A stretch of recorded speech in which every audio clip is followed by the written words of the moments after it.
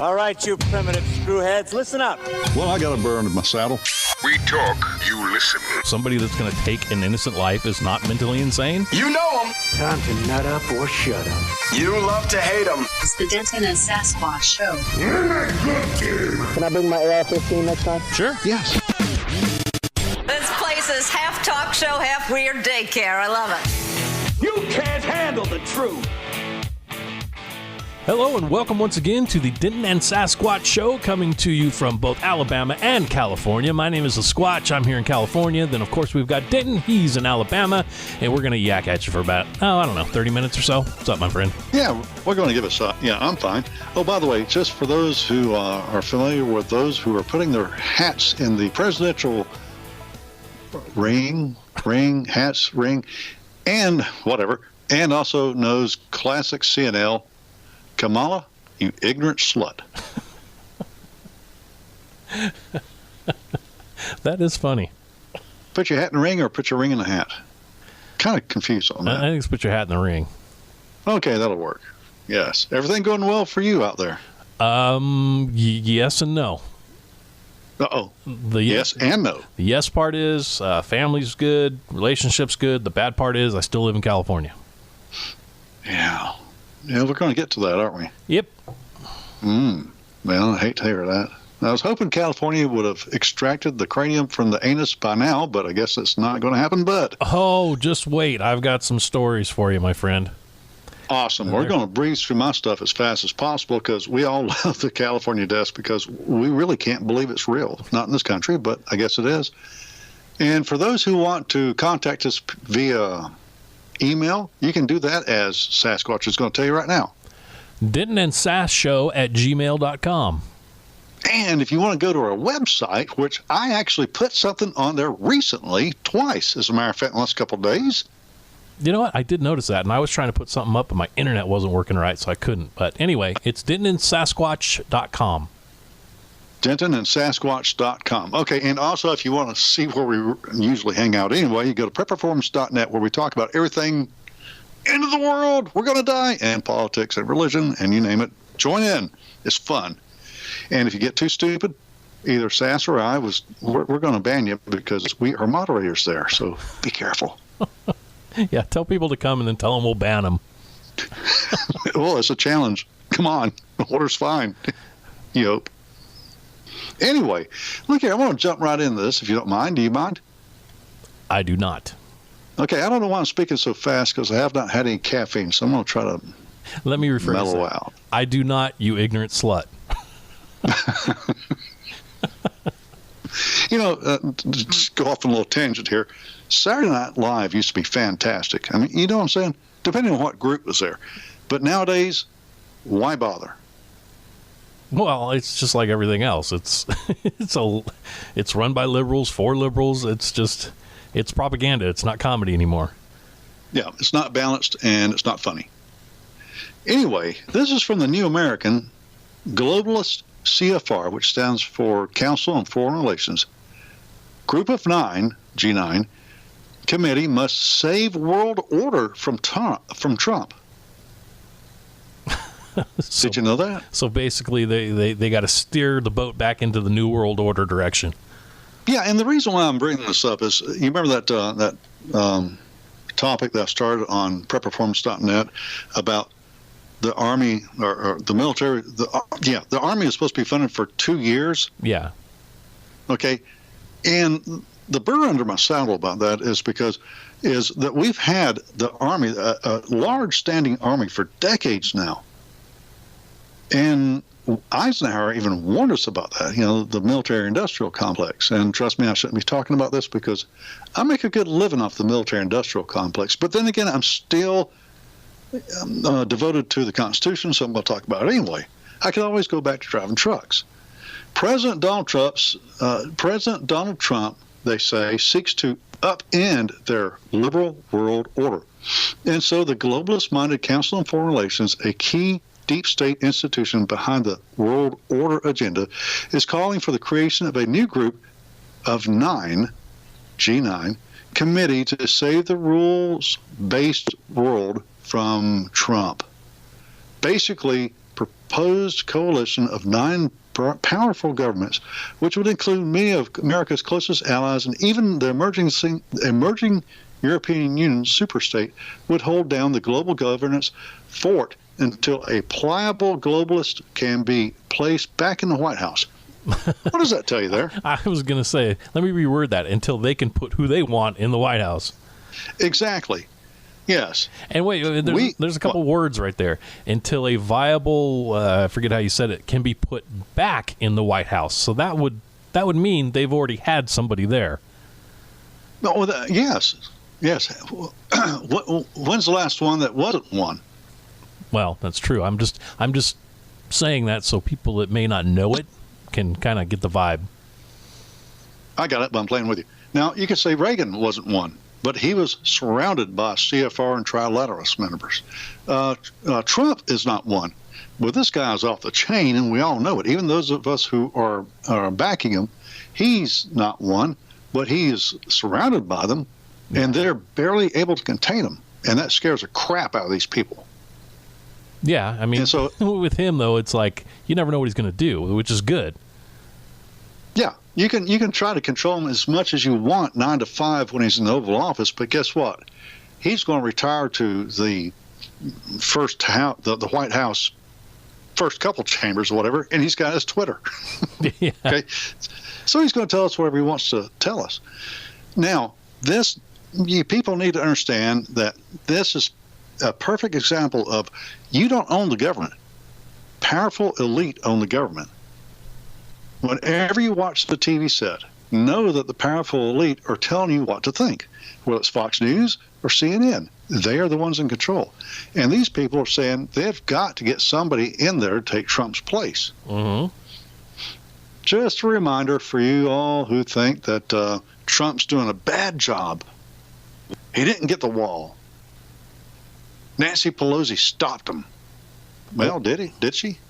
Did it? Or if you think, well, my guy would have done better. Well, your guy was probably one of their picks. Exactly. And the rest of them were. Because just for people that don't know, these people that run the world, they pick both a Republican and a Democrat. So when the last two people go in, do you have to vote for? They don't care which one you vote for because they've already picked both of them. So when somebody says, well, if you don't vote, you can't bitch, guess what? That is a total lie, because if you did vote, typically, if you did vote, you voted for one of them. So no matter who gets in, shut up. The ones who didn't vote, they can bitch because they had a better sense and play the game. So there. Now, this is from the Shut Up Texas desk. I like that desk. Shut up, Texas. Don't mess with Texas. You don't go mess with Texas. Don't mess with Texas. We some bad at. Don't mess. Really? Texas says it found 95,000 non-citizens on voter rolls. 58,000 have voted. Now, you know how they say every vote counts? Yeah. Okay, then. Texas Attorney General Ken Paxton announced Friday that the state has discovered 95,000 non-citizens on the voter rolls going back to 1996, 58,000 of whom have voted in at least one Texas election. Now, see, that's fake news. I'm calling fake news. It's a lie. And the reason I say that is because the liberal progressives have promised us that nobody gets on the voter rolls that isn't supposed to be there. They promised. So you're saying flag or play? Yeah, well, there's no way that could happen because they promised us that doesn't happen. Anytime that they say, well, maybe we need voter ID, you have to show your ID at a voter place. They say, oh no, nobody ever gets on the voter rolls. It shouldn't be on. So I got to believe what they say, right? Because they're politicians. They know. And no dead persons ever voted in Chicago. Now here's how this happens. Twice. Now, my son doesn't live in Alabama anymore. He's got a better job somewhere else. I'm not going to say where, but every time I go to vote, you got to show your ID in Alabama because we are that kind of state. Show your ID or shut the heck up and leave. Not in California. And then you have to show, they're going to look at your name and always help them find my name because It speeds up the process. And then I'll see my son's name there, who has not lived in this state for a couple, 3 years. Mm-hmm. Okay, so there's his name. Now, a couple of years ago, I said, my son, that's my son. He doesn't live in the state anymore. And she went ahead and drew a line through it so nobody would come back and vote in his name, which is good. And this last year, I said, look, my son doesn't live in the state anymore. She hands me a form and says, here, have him fill this out. But she left his name blank. Mm-hmm. And I'm thinking to myself, did I just tell her, flag this name to give it to somebody else? Now, to make matters worse, I give my son this card, and my son is just as lazy as I am. Okay, he said, I'll get around to it. And then he left. He comes here once a month. He left, and he came back, and he left. He came out. I wound up throwing the form away because I knew he was never going to do it. You should have filled it out. What, and forged a signature? I wouldn't call it forging. We are blood related, so it would have been somewhat legal, you're saying? Yeah, sort of. Yeah, that's a ticket. Yeah, I should have. But yeah, so I can see this happening anywhere. Okay, but Texas talks about don't mess with Texas. Now, speaking, sorry, Texans, this is your day on the Denton and Sasquatch Show. Here, this is from CBNnews.com. The left tries to ban Christianity in Texas. Sudden spate of bills exalts LGBTQ ideology over rights of Christians. What do you think of that? You want me to expound first? I think, tell me more. A possible showdown over religious freedom is coming to the Lone Star State where, as one conservative columnist puts it, the left is trying to ban Christianity in Texas. Some conservative Texas pastors are speaking out against the state bills that would add sexual orientation and gender identity to Texas discrimination laws. As to say, the multi-letter advocates say they will enhance the rights of gay Texans. And I'm not talking about the happy Texans. I'm talking about the morality confused Texans, if you're going to put it in a more politically correct way. All right. Well, let me ask you this: shouldn't we all have the same rights? Yeah, you have the right to work. You have the right to shut the heck up. You have the right to pay taxes.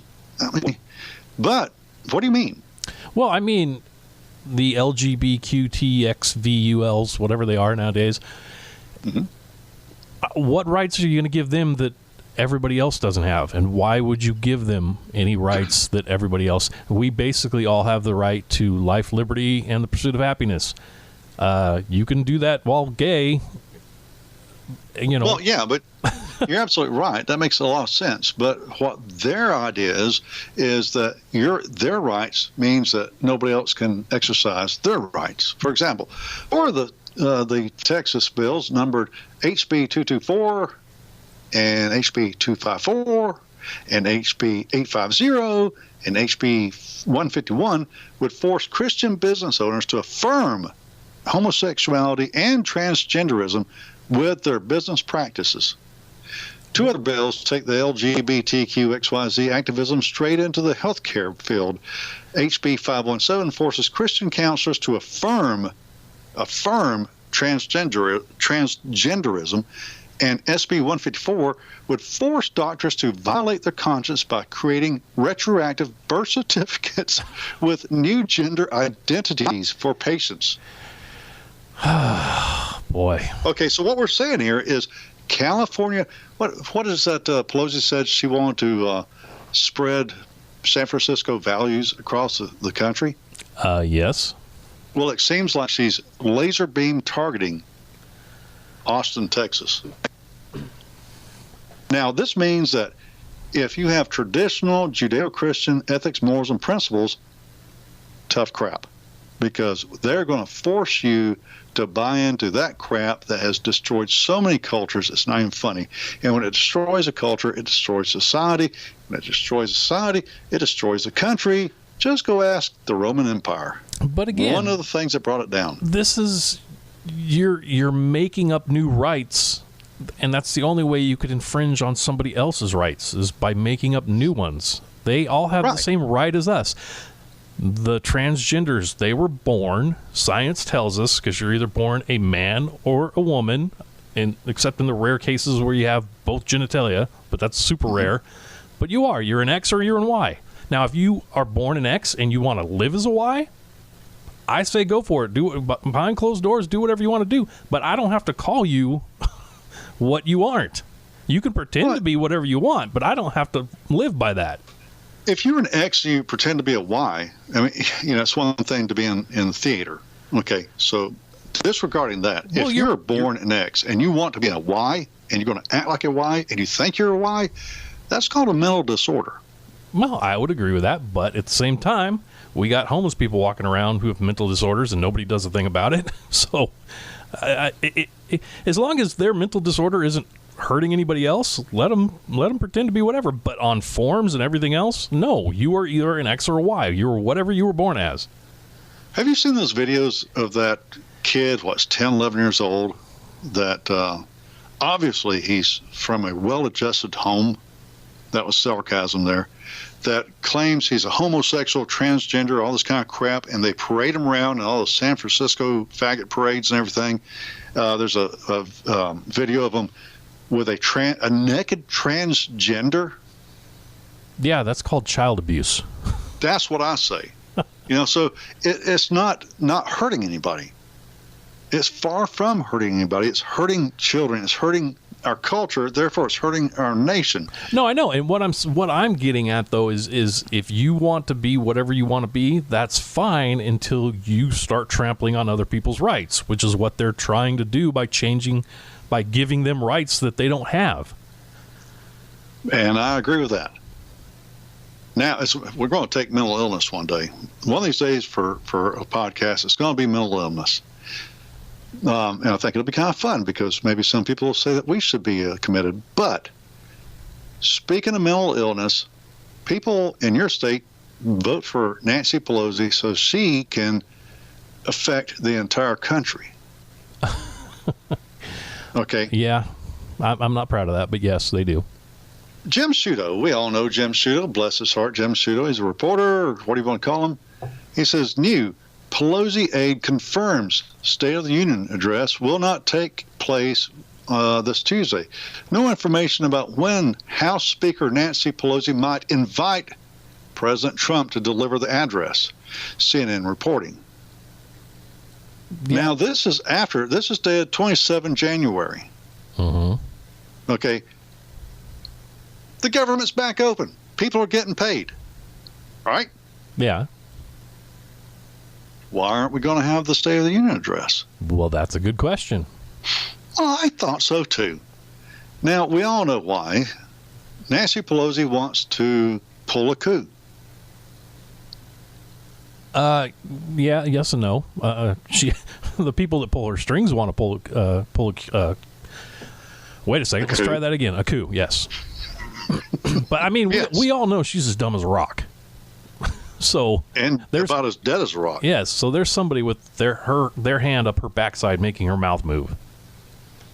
And I bet her husband's glad it's them and not him. Yes. But, yes, even though the government's open, I mean, she said, Mr. President, no State of the Union address because government shut down. And of course, President says, well, what can he say? But he says, okay, the government's back open, still no State of the Union address. Mm-hmm. Now, here's the thing. It doesn't have to be in the House of Representatives. Mr. President, I know you're listening to us because everybody's listening to us. Do it from the Oval Office. Okay? Do it from the Oval Office. If you want to, come to the Denton and Sasquatch show, and we'll allow you to do it on our podcast. We'll be honored to have you. Sure. If Nancy doesn't want you there, that is to say, if Skeletor doesn't want you there, fine. Okay, but there's nothing in the Constitution that says it has to be from that house. Oh, you know what would be even better? What? If Trump came to my house in California and did it from California. Your sister would be there trying to bludgeon him with a skillet. Well, no, we don't have to tell anybody. We'll just close down the street. The Secret Service can keep everybody out. He can come on up. I'll throw him on the mic and he can go. You reckon the Air Force would fly me there? I'd love to see it.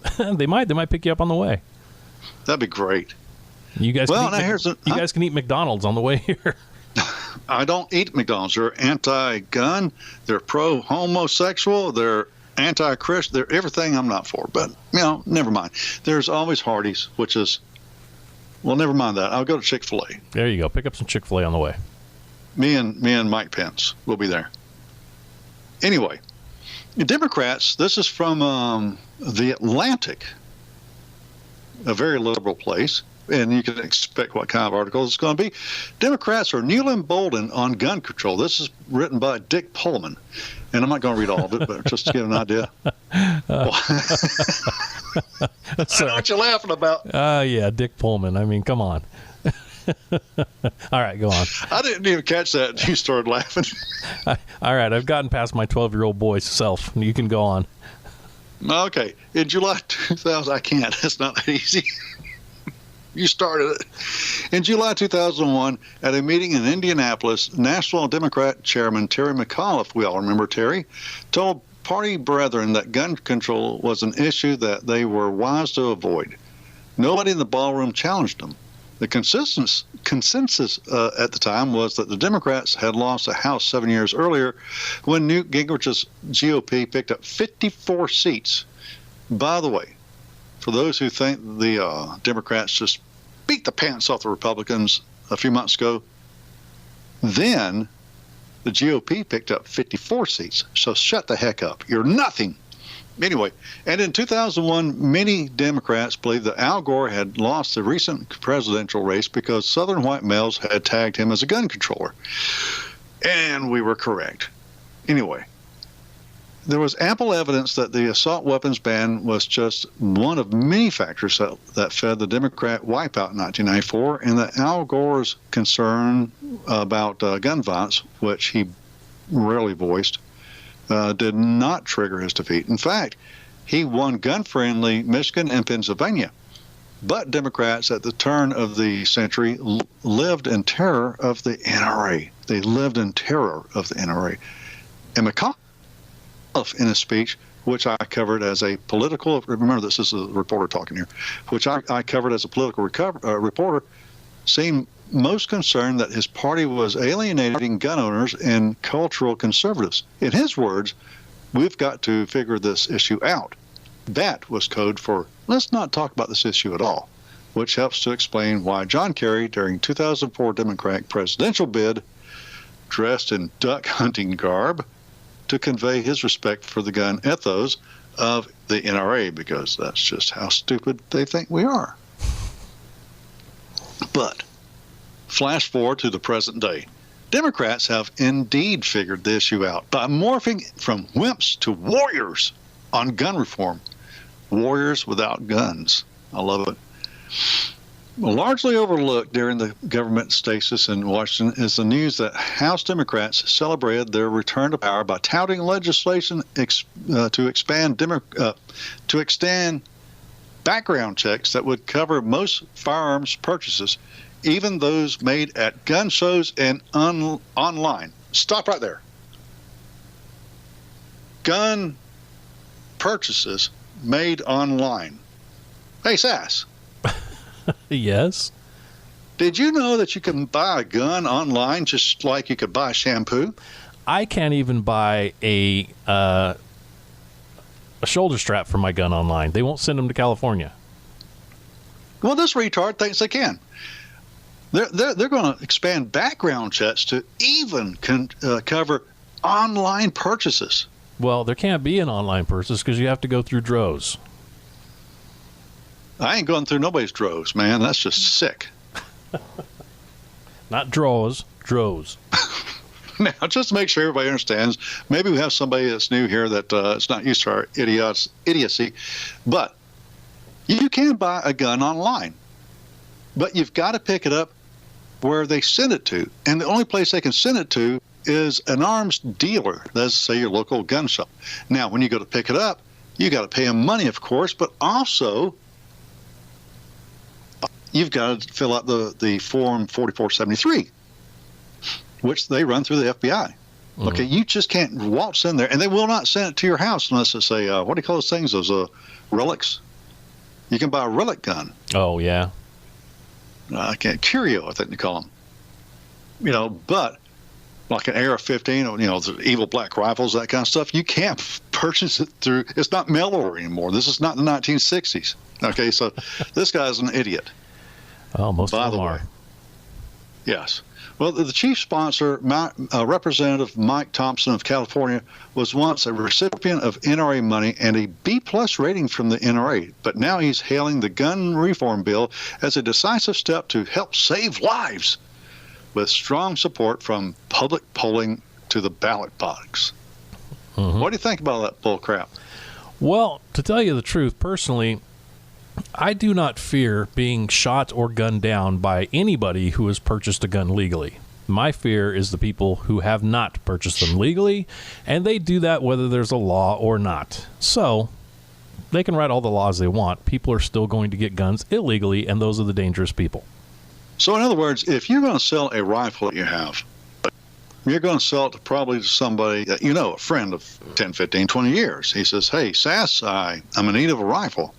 I need to shoot my old lady. Caught her messing around with another man. And you're going to sell him that rifle, right? Well, not if he tells me he's going to shoot his old lady, but if he says, hey, I need a new rifle, how about yours? Sure. Especially if his name is Hey Joe. But the point of the matter is, if it's a normal friend or whatever that you've known him, he's a good reputation, you'll sell him a rifle. Yes, I will. Yeah, chances are you would have a better chance of selling it to a decent person than the gun shop selling it to a person run through the FBI. Okay, you know what I'm saying?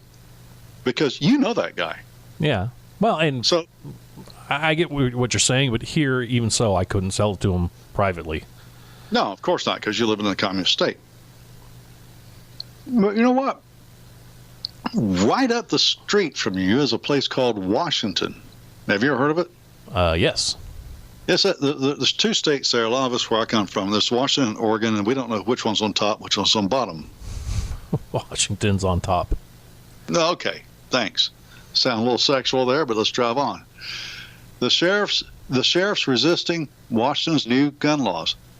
He says, I'm not going to enforce that. What? Yeah, this is from theguardian.com. In Washington state, a freshly implanted ballot initiative and a raft of new bills may produce some of the tightest firearms regulations in the United States. But, standing in the way is a group of rural law enforcement officers who say point blank,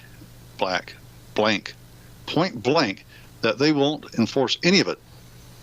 Well, what? There's the key right there, rural.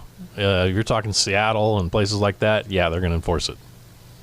Yeah, well, there's hope for most of the state then. Yeah.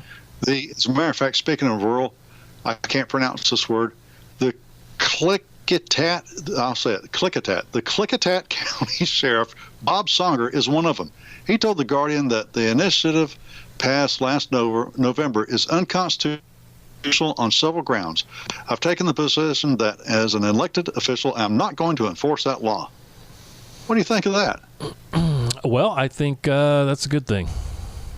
I mean, you got California who's, sanctuary laws. We're making sanctuary laws, so we're breaking the law to help illegals. I mean, if they're going to do that, these cops might as well not enforce these stupid unconstitutional laws.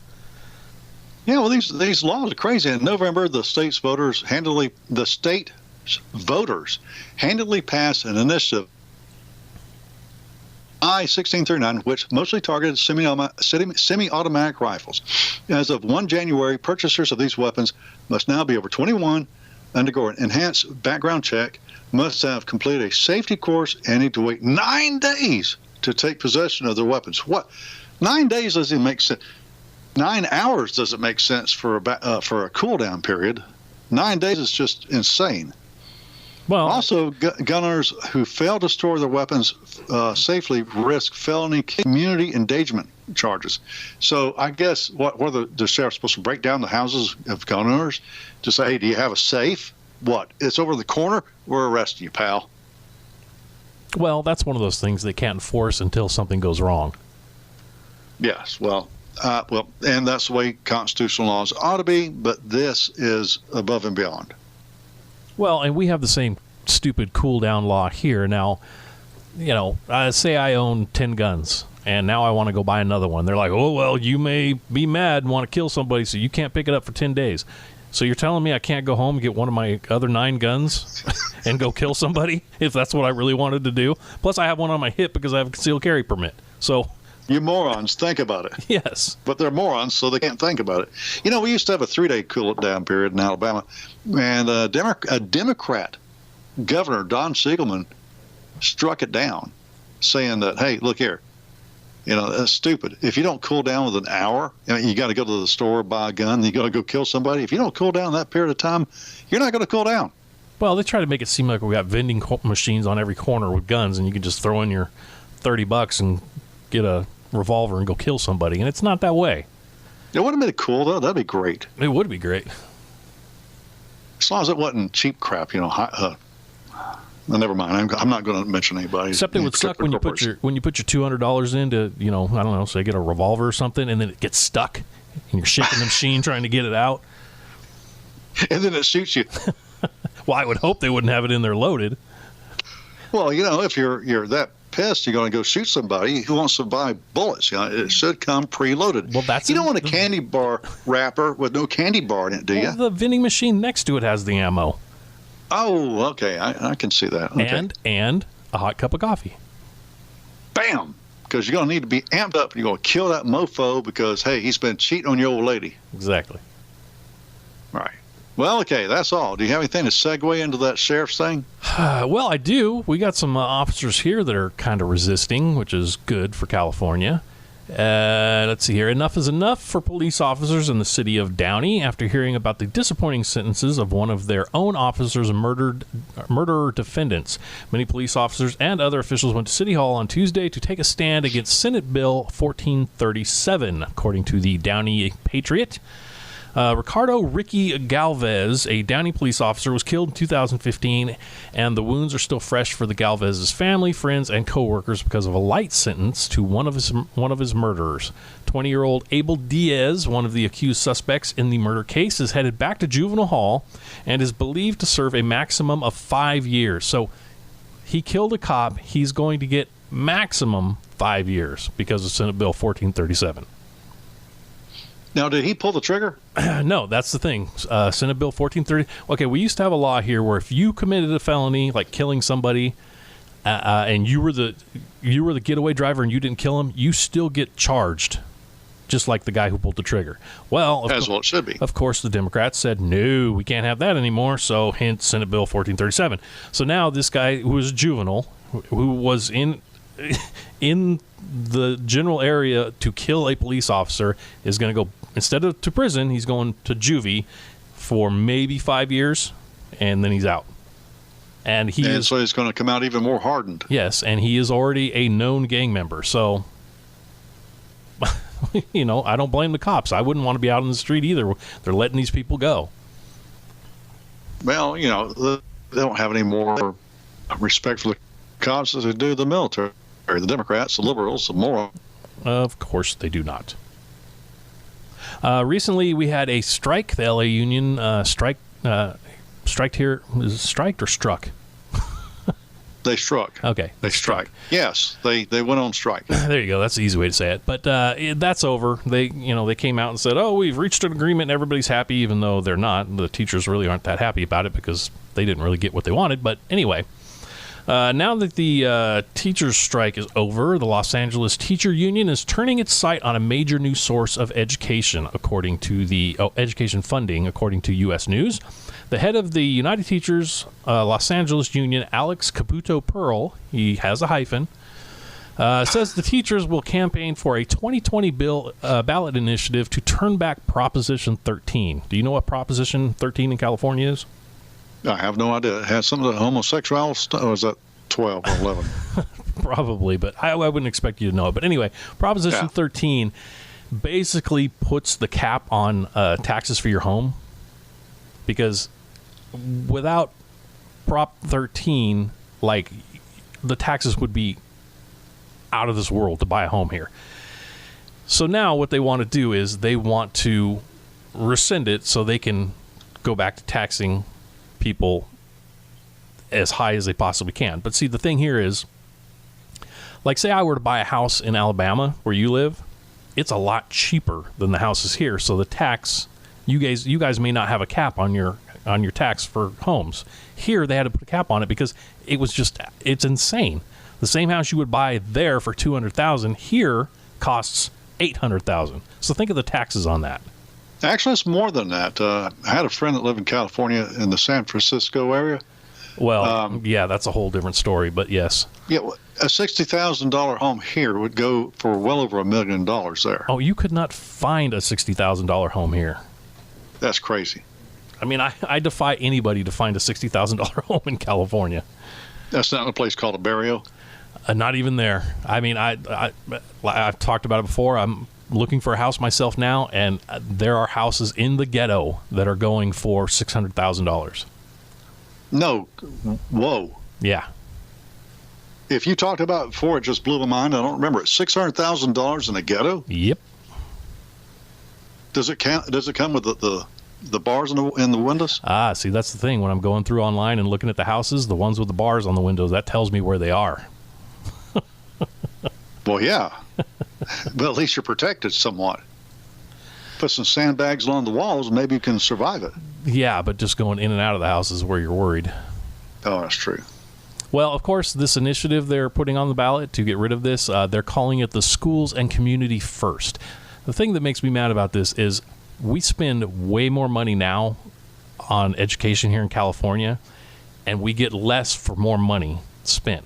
Like in the 70s, we were one of the best, had one of the best education systems in the world, let alone the United States. Now we're like 48th, and we spend massive amounts of money more than we used to spend back then.